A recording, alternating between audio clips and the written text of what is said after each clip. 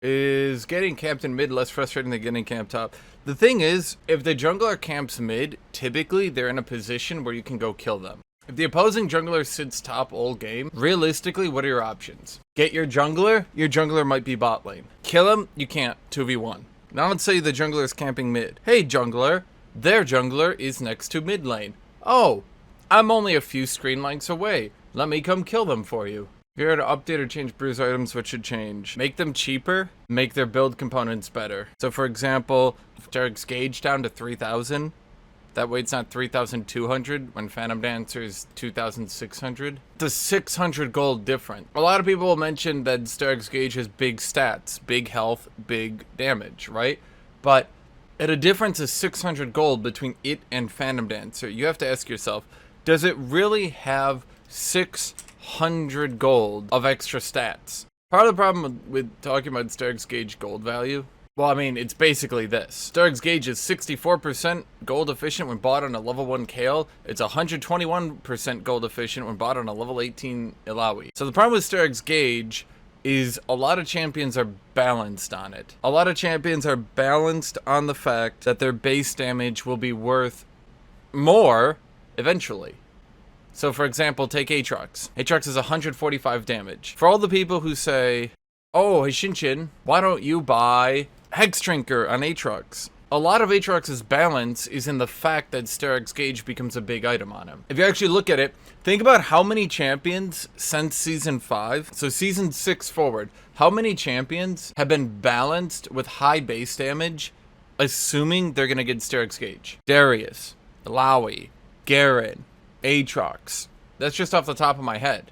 Then you've got champions whose buff, their buff was to jack up their base attack damage so that they would get more out of Derek's gauge. Plaid being a big one. Olaf. I know there was a couple at the very least. Renekton! There we go. I knew there was one. I fucking knew there was one. Darius got his passive buffed. He didn't actually get his base damage buff. I'm talking base damage. I mean base auto attack damage. I don't mean damage on abilities, damage from passive. I don't mean your damage without items. I'm talking purely and primarily your base auto attack damage. So for example, Derek's gauge is an insanely efficient item on Aatrox. It really is. When you really break it down, Derek's gauge is an insanely item efficient item on Aatrox at level 18. That's why you can't go Maw. Look at Maw of Malmortius. Whereas Derek's gauge would be like 120-ish% efficient on Aatrox at level 18. Maw, on the other hand, is only like, even with its passive, it goes up to like 110% gold efficient. And it's not, like, it only affects magic damage. It gives lifesteal and spell vamp, and then the gold efficiency is weighted as both are being used. Even though, realistically, like, look at it this way. If I gave lifesteal to LeBlanc, would it be good? If I gave spell vamp to Misfortune, would it be good? Yeah, I mean, both of them could use them, and both of them might get some use out of them, but neither of them are buying them for those stats. So, should they be weighed as totally gold efficient? No. Dude, Rabadon's Deathcap is one of the most blatantly over gold efficient items in the game. I don't understand how that item is not looked at. Rabadon's Deathcap is gold efficient without its passive hitting itself. Without your passive, so like, Rabadon's Deathcap, just by fucking building it, obviously you have 120 AP, right?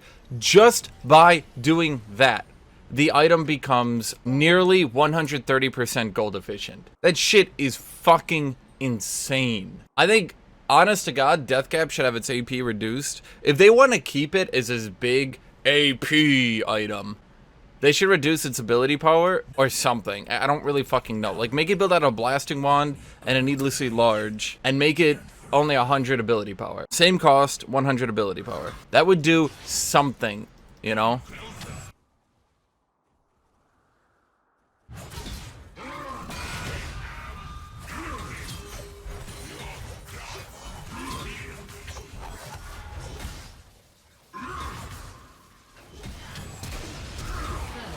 Why?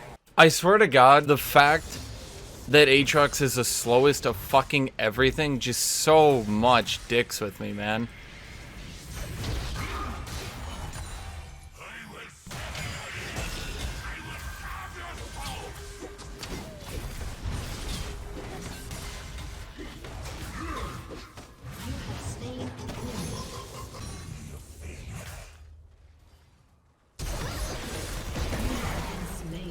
Oh, that sucked. I did go 10% attack speed. I do have 10% attack speed, Twitch chat. Should I just try to play without tenacity and just gone full attack speed? I feel like I maybe should have.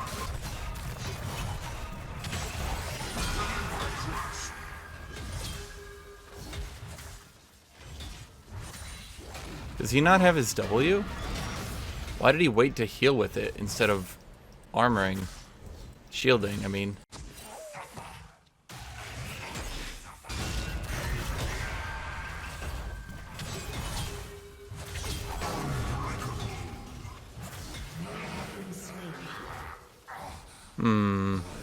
Okay. You know, I really wish they had nerfed Mord in a way that, like, would have also nerfed him against melee and not just range, you know?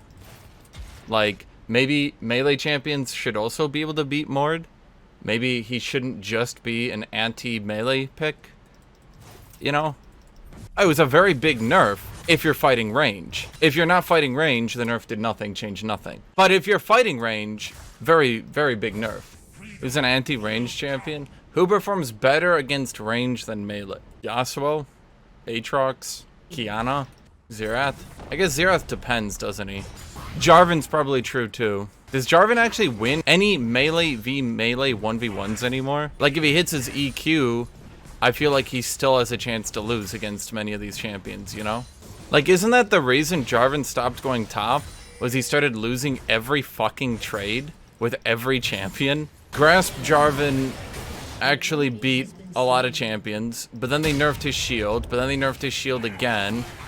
And I feel like at this stage, even buffed Jarvan though would still start losing every trade. I feel like Conqueror just got changed into a spot. Conqueror used to be an anti-tank rune that discouraged you from building tanky, but didn't really do anything if you built normally, so to speak.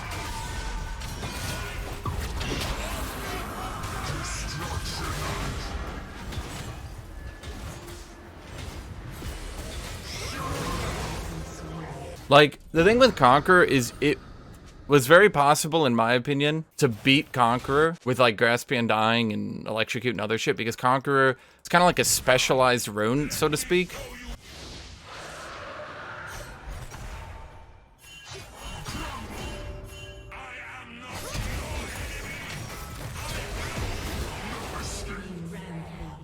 You literally can't flash that? I can't understand the reason you would make it literally impossible to counterplay a champion. Yeah, it's literally impossible to dodge. We want champions to have counterplay, but this champion can't be countered?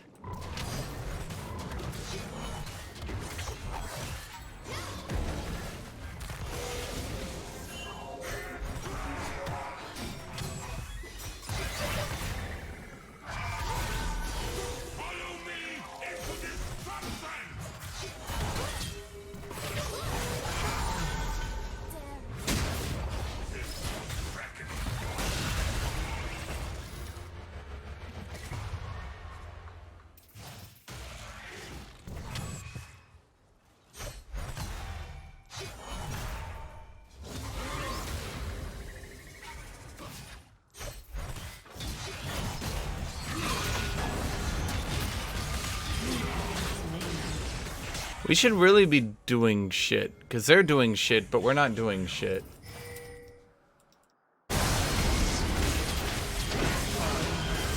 Now we're doing shit. And this is some good shit to be doing.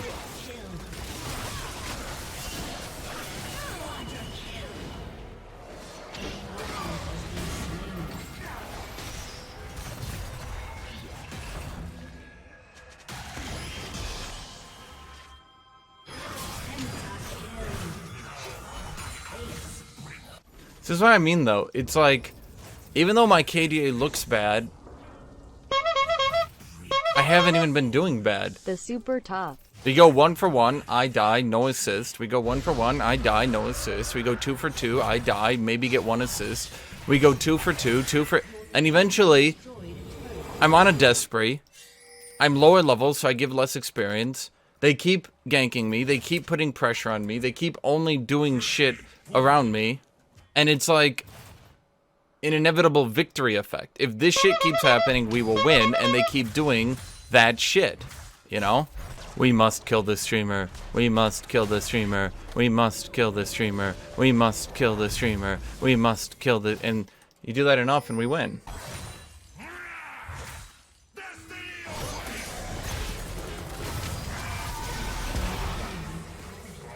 Okay.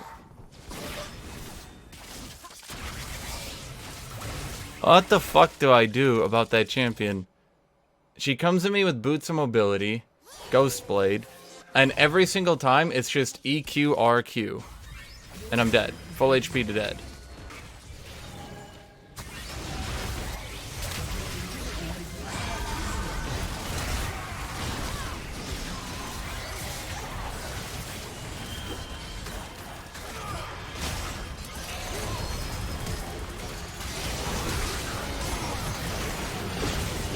Like what?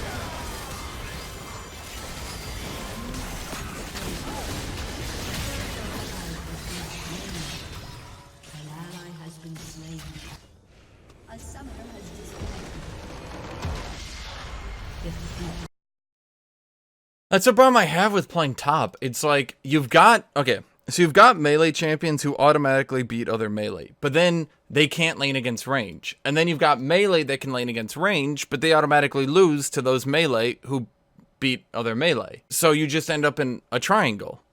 So you first pick Fiora, they can go a range champion. Great, now you can't do anything. So you first pick Jax, once again, range champion. You can't do anything. So you go Aatrox. Oh, now they go Fiora. Now you can't do anything. So you pick a range champion. Well, now they, you know what I mean? It's like a never fucking ending circle.